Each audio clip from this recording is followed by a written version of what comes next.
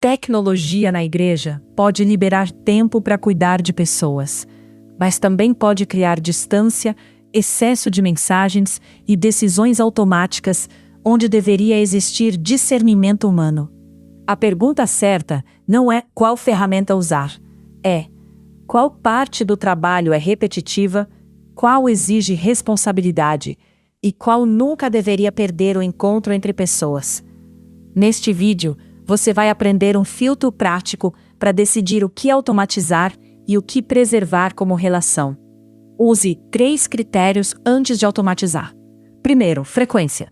A tarefa se repete do mesmo jeito? Segundo, risco.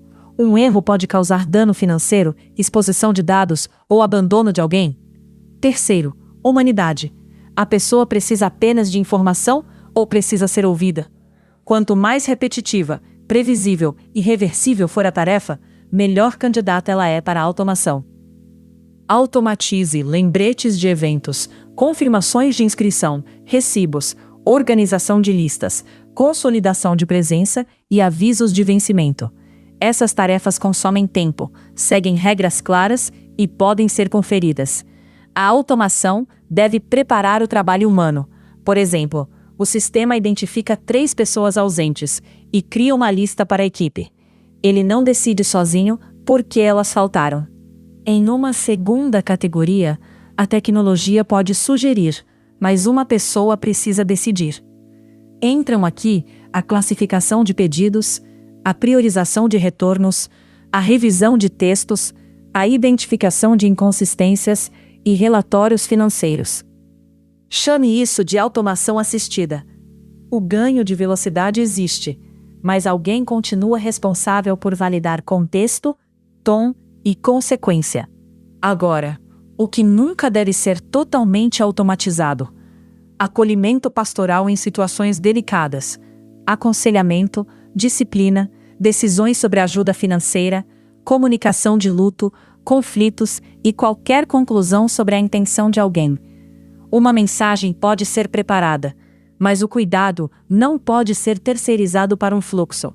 Pessoas não são tickets e vulnerabilidade não é um campo de formulário. Imagine que uma voluntária falta por 3 semanas. A tecnologia pode registrar as ausências, avisar a liderança e mostrar o histórico autorizado. O erro seria disparar uma cobrança automática dizendo que ela precisa se comprometer. Talvez exista doença, luto ou sobrecarga familiar. O melhor fluxo termina com uma tarefa humana. Alguém que conhece a pessoa, faz contato com respeito e escuta. Toda a automação também precisa de limites de dados. Colete apenas o necessário, defina quem pode ver, registre alterações e determine por quanto tempo a informação será mantida. Não copie dados sensíveis para planilhas pessoais ou grupos de mensagem. Conveniência sem governança cria um risco invisível.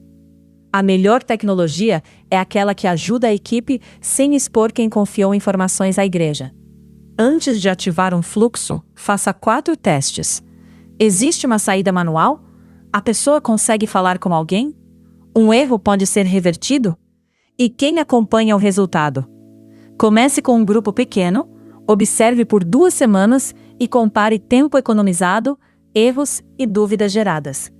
Se a automação reduz cliques, mas aumenta a confusão, ela apenas transferiu o trabalho. Resuma a decisão em uma matriz. Baixo risco e alta repetição, automatize. Risco médio ou contexto variável, automatize com aprovação. Alto risco e alta necessidade de escuta, mantenha humano.